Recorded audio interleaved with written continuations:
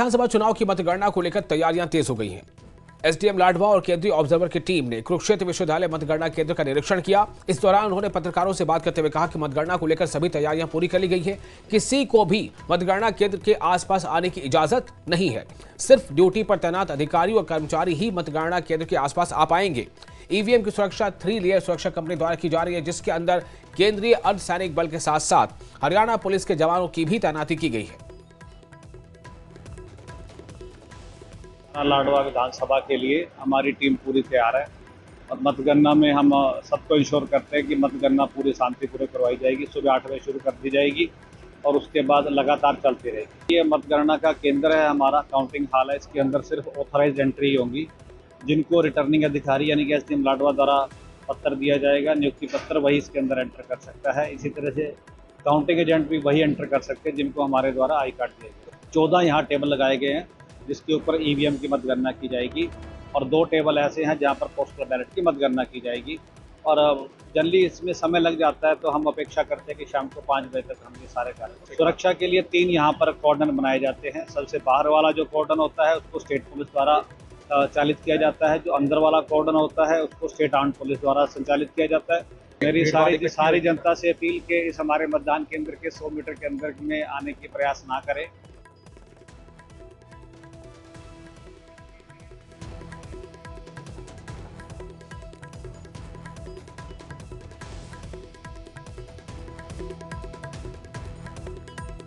तो हरियाणा विधानसभा चुनाव की मतगणना को लेकर तैयारियां तेज हो गई हैं।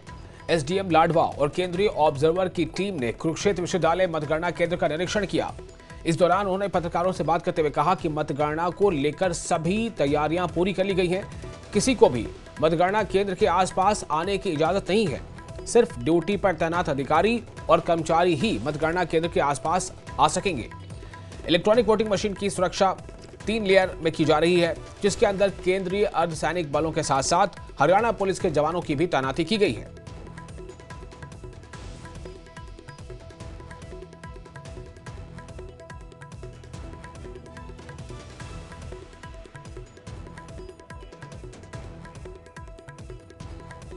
और अशोक यादव जुड़ चुके हैं हमारे साथ, हमारे रिपोर्टर, इस खबर पर ज्यादा जानकारी के साथ। अशोक, का किस तरह की तैयारियां हैं, जो कि अक्सर देखा जा रहा है पिछले 2-3-4 सालों से कि स्ट्रांग रूम के बाहर खास तौर से उसकी कुछ दूरी पर अलग अलग जो प्रतिनिधि होते हैं, जो उम्मीदवार होते हैं, उनके लोग भी वहां खड़े होते हैं, किसी कोई गड़बड़ी ना हो। तो आप ये हमें बताएं कि सुरक्षा की आप किस तरह के वहां पर इंतजाम देख रहे हैं।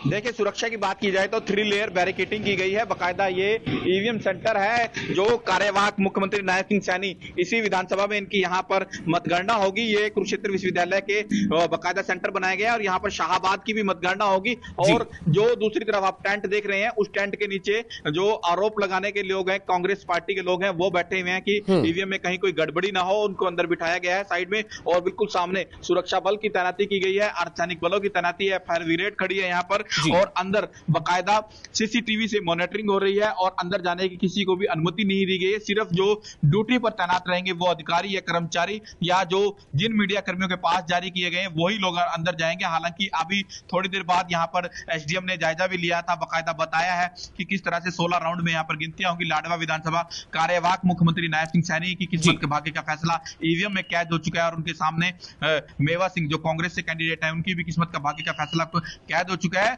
यहाँ पर कुरुक्षेत्र विश्वविद्यालय में 4 जगहों की यानी कि शाहाबाद, लाडवा, पेहवा, थानेसर 4 जगह की मतगणना होगी और लगातार यहाँ पर चप्पे चप्पे पर पुलिस बल लगाया गया है। किसी भी अनहोनी घटना से निपटने के लिए बकायदा पुलिस डिप्लॉय की है, सीआरपीएफ की टुकड़ियां लगाई गई हैं। तो कुरुक्षेत्र विश्वविद्यालय की बात की जाए तो कुरुक्षेत्र विश्वविद्यालय में 4 विधानसभा की मतगणना होगी और यहाँ पर बकायदा जो ऑब्जर्वर टीम है, चुनाव आयोग की ऑब्जर्वर टीम है, वो भी निरीक्षण कर रही है और कहा जा रहा है किसी को भी आसपास आने की अनुमति नहीं है, क्योंकि लगातार 16 जो राउंड टेबल होगी उसके बाद परिणाम सबसे पहले सुबह बैलेट पेपर की गिनती होगी, उसके बाद परिणाम आने शुरू होंगे कि लगातार 12 से 1 बजे तक, यानी कि सारा क्लियर हो जाएगा कि किसको विजय श्री का आशीर्वाद मिलता है और किसको नहीं, और कौन चंडीगढ़ पहुंचता है या नहीं। बिल्कुल अशोक, इस पे कोई दो राय नहीं है। अशोक, मैं ये जानना चाहता हूं कि आप हमें बताएं कि आपकी तैयारी कैसी है, हमारी टीम किस तरह से तैयार है। कल हम अपने दर्शकों को सुबह से ही लगातार इस बारे में अपडेट दे रहे होंगे। अशोक। देखिए, लगातार हम लोग न्यूज 18 की टीम तैयार है सुबह सुबह, क्योंकि जिस दिन चुनाव हुआ पल पल का अपडेट दिया, और पल पल का अपडेट में ये भी बताया कि किस तरह से लोग अपने मतदान का प्रयोग कर रहे हैं, चाहे वो गुजरात के राज्यपाल हों या सांसद नवीन जिंदल हों, या जो चुनाव लड़ने वाले कैंडिडेट हैं, या कार्यवाहक मुख्यमंत्री नायब सिंह सैनी हैं, या भारतीय जनता पार्टी से सुभाष सुधा या पूर्व मंत्री अशोक अरोड़ा किस तरह से मतदान कर रहे हैं, किस तरह से लोग बुजुर्ग लोग अपने मतदान कर रहे हैं। सबसे पहले बड़ी बात आई कि पहले मतदान फिर जलपान, तो इसी तरह से कल न्यूज 18 पल पल का अपडेट देगा। मौके से सबसे पहले दिखाएंगे कि कौन आगे चल रहा है, कौन पीछे चल रहा है। इसका पल पल का अपडेट न्यूज 18 के माध्यम से, न्यूज 18 के तमाम जो हमारे संवाददाता हैं, चाहे मैं उसमें मौजूद हूं, न्यूज 18 सबसे पहले आपको पल पल का अपडेट देगा कि किस तरह से हरियाणा विधानसभा की जो हॉट विधानसभा सीट है, कार्यवाहक मुख्यमंत्री कितनी वोटों से आगे चल रहे हैं और कितनी वोटों से। चलिए, बहुत शुक्रिया आपका तमाम जानकारी के लिए अशोक।